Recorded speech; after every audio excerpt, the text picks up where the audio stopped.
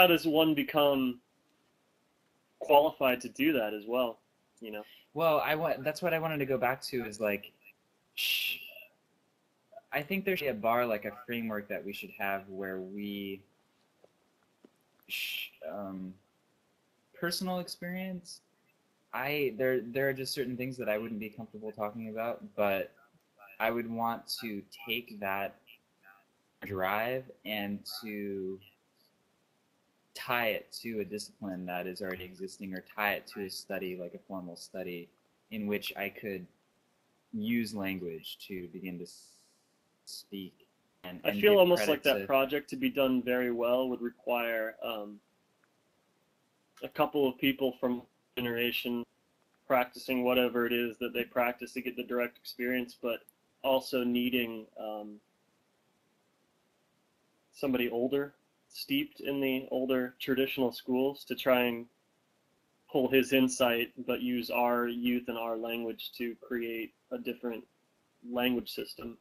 Well, I don't know if you've checked out our blog yet, and for anybody who watches these videos and hasn't seen our blog, not to like advertise or anything, but it relates to this, which is we have John Ebert on board, and he's, I think in his 40s and disciplined in all of these areas, and a kind of modern myth master, and he's able to at least give me language for some of the things that I've been struggling with for a really long time. And in the future, I would like more of that interaction. I mean, me and Jared have talked about a number of people who we want from both traditions of the more perennialist, I guess you could say, or traditionalist perspective, and then also perhaps some integral guys who are not just scholars, but some of them I suspect have actually been initiated into ancient Sufi orders, or have at least that element of experience, and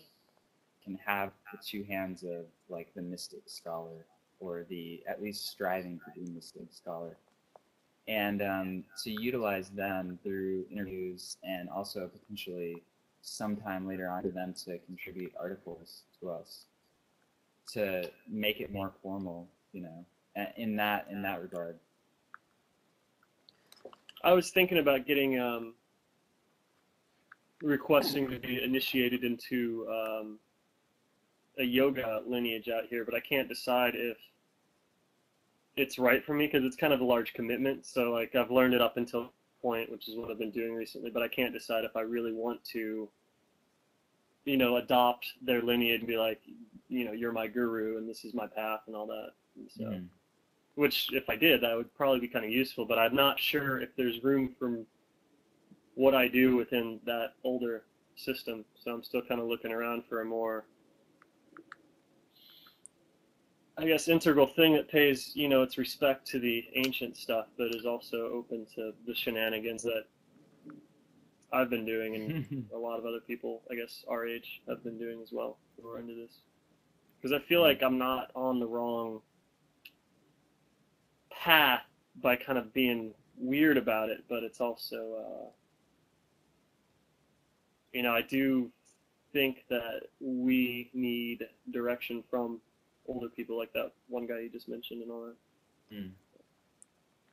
that. Um, One of the things that I was thinking of is about like transparency between the traditions. Yeah, Just we live in such an information age, and the traditions are bumping into each other, and they're popping out with books, and in the Buddhism section, esoteric teachings available for everybody. So this is sort of in line with what I think we're talking about. I would love to see that happen, because I had this profound realization that it is entirely bullshit to say that somebody practices Taoism and somebody practices yoga. It's not different. It's not even like different paths. I don't even like that metaphor anymore. It's a different way of doing the same movements, I guess. And so I wish there was a way to name all those systems that basically brought them under the same I practice whatever, but I do it in a style that's that way, but it's still all, I don't know who would get the name, it's still all yoga, it's still all, because it just seems, the more that I looked into all of it, it was, I was watching some people doing some meditation in Qigong in the park, and it's the exact same thing as yoga. It's the exact same thing as shamanism and stuff like that. It's all not the exact same thing, but it's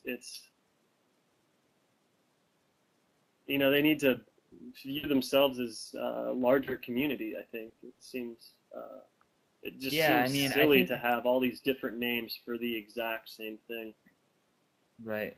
That's one of the things that I really like about the perennial tradition too. A lot of them are writers or whatever, and they study it formally, but many of them recognize that it's all, different paths to the same summit.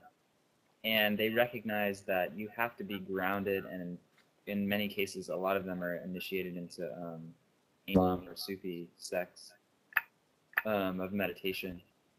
But they recognize the validity of all the others, and on a formal level, they study and compare them and so on and so forth. So I think it's important to compare them with a careful and critical eye and recognize that some go a little further and a little deeper, I would say, which I know it gets kind of political at some point. And I think they need to decide that for themselves and to have a criteria of which to base whoever their master, guru, leader, whatever is going to be, so that a person, that the individual seeker doesn't get caught. Because there have been so many instances of gurus really taking advantage of disciples and all sorts of not so great things. So I would agree. I think at their source level, when the tradition is truly alive, and when that chain, that spiritual chain, the golden Homeric chain, is unbroken, then each of the traditions are really essentially the same and using different language and maybe even different techniques to a certain extent. Have you heard of B. Alan Wallace? I think he's located in California, and he's studying the effects of meditation on the brain, and he's working with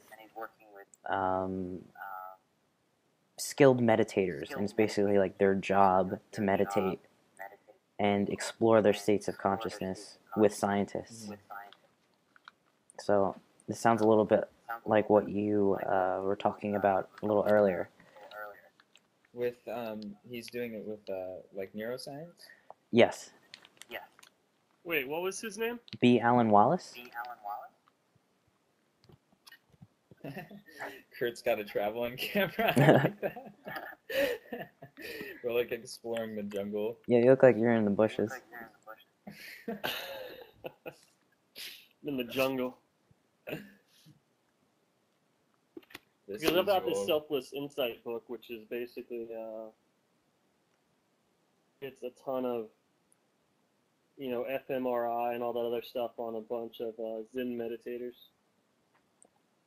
I think that stuff is good, and it kind of gives the scientists something to work with, but at the same time, I feel like it's going to be very difficult at a certain point to give credit to that inner, to the subjective state of consciousness. I mean, there's only so much that a brain wave machine or EEG machine... Well, they've done some really cool experiments that I think have to make somebody stop and think about all this stuff. Like, if they'll put these goggles on people with a video camera in each eye, and it'll just show you a normal image of the room in each eye.